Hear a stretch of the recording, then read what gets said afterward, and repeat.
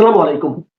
দর্শক, অন্য মঞ্চের আলোচনায় আজকে আমাদের আমন্ত্রিত অতিথি হিসেবে আছেন বাংলাদেশের উত্তরাঞ্চল রংপুর এবং বিশেষ করে রংপুরের গাইবান্ধার পলাশবাড়ি, এই নামগুলো এখন শুধু একটি উপজেলা বা জেলা হিসেবে সীমাবদ্ধ নেই।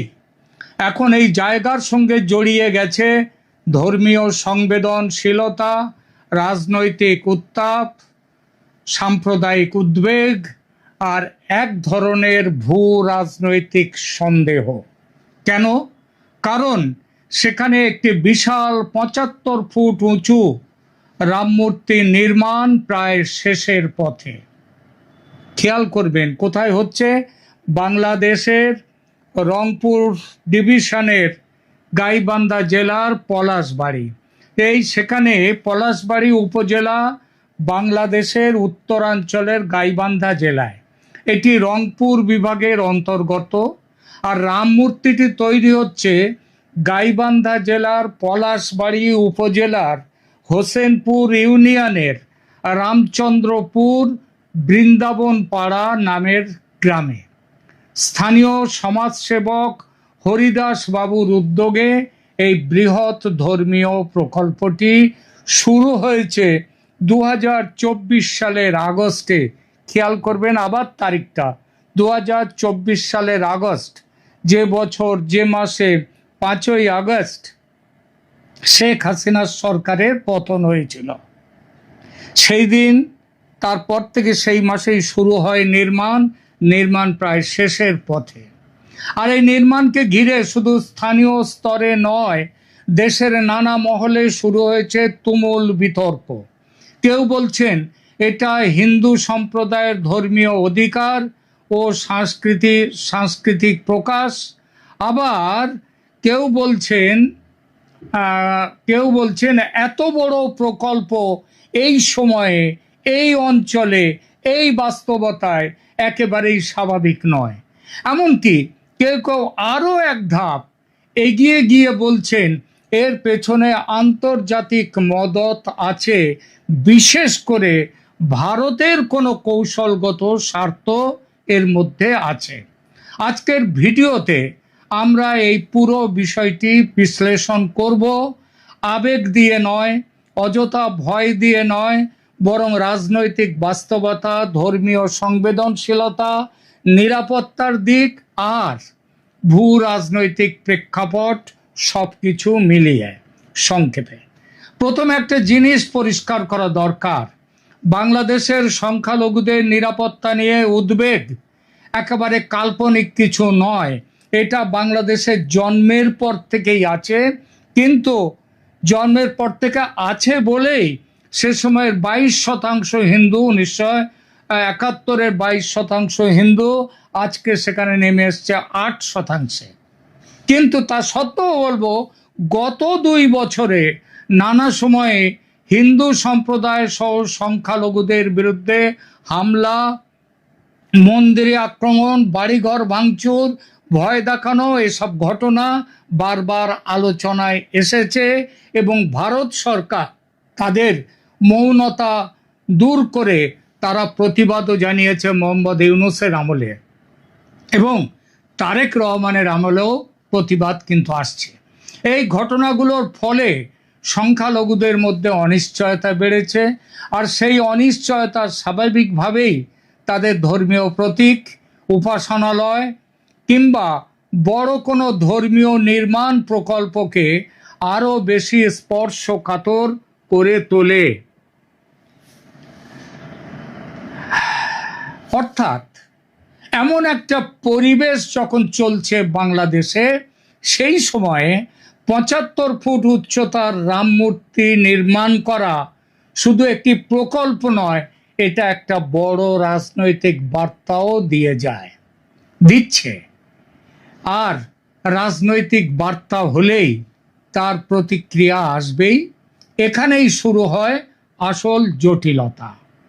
একদিকে আছে হিন্দু সম্প্রদায়ের দাবি আমাদের ধর্ম পালনের অধিকার আছে, আমাদের মন্দিরে দেবমূর্তি স্থাপন করার অধিকার আছে, আমাদের নিজস্ব জমিতে নিজের টাকায় ধর্মীয় স্থাপনা নির্মাণের অধিকারও আছে। এই যুক্তি সাংবিধানিকভাবে অস্বীকার করার সুযোগ নেই, কিন্তু অন্যদিকে আছে বাস্তবতা।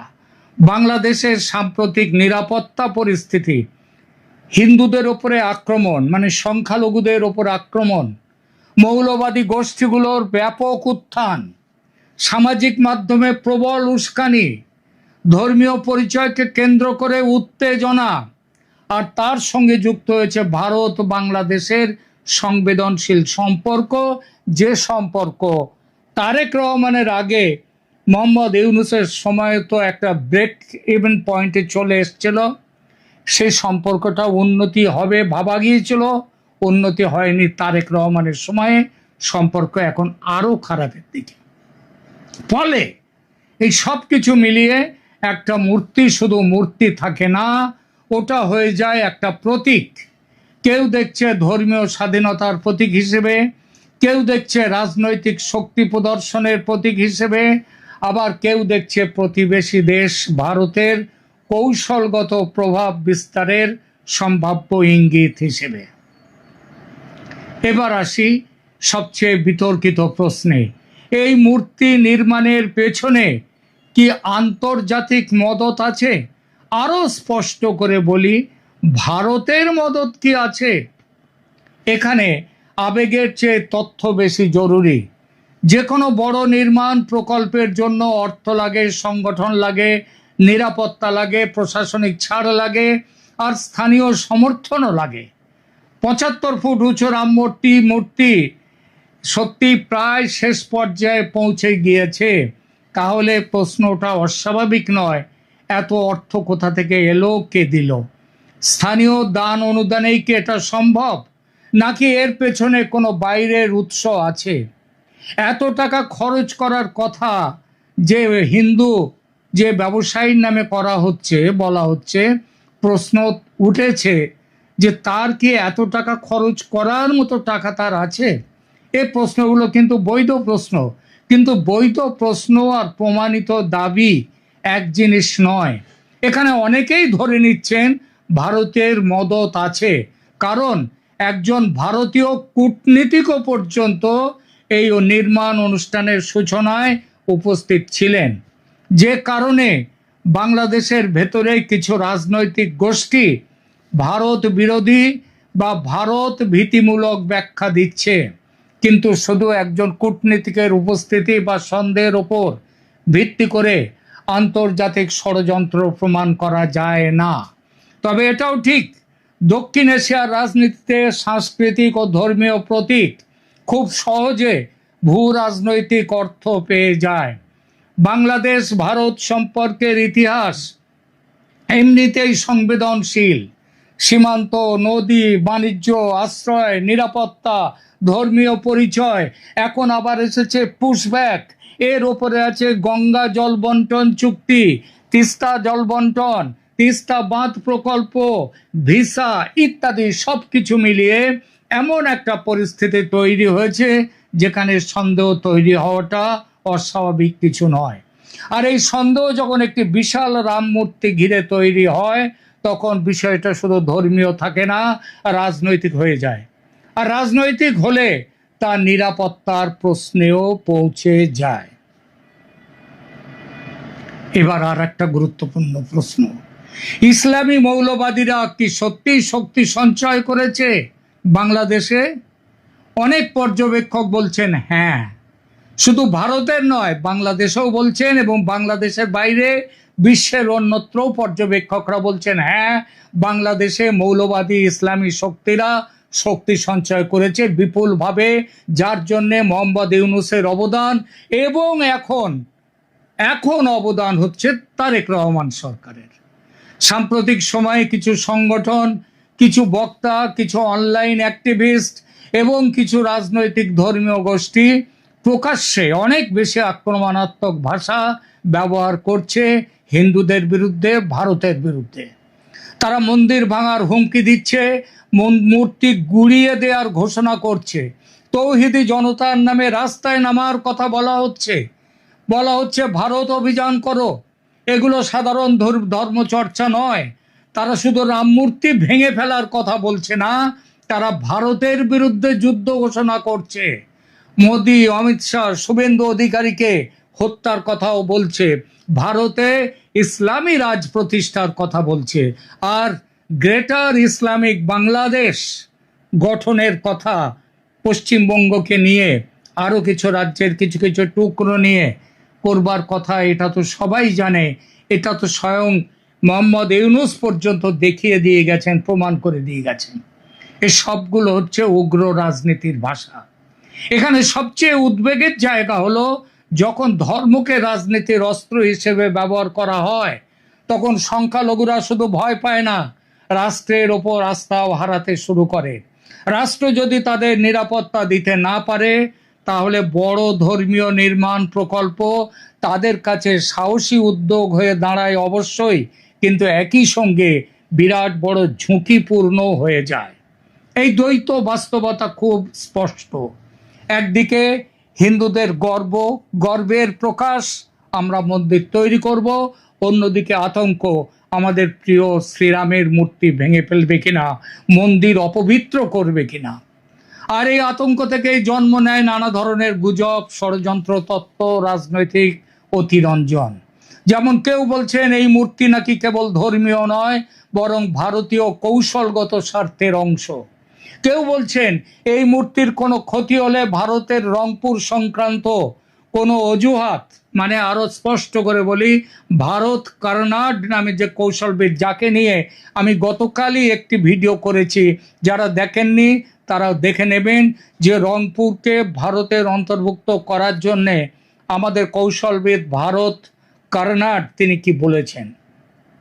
তো এই মূর্তির, অনেকেই বলছেন এই মূর্তির কোনো ক্ষতি হলে ভারতের রংপুর সংক্রান্ত অজুহাত তৈরি হতে দেরি হবে না।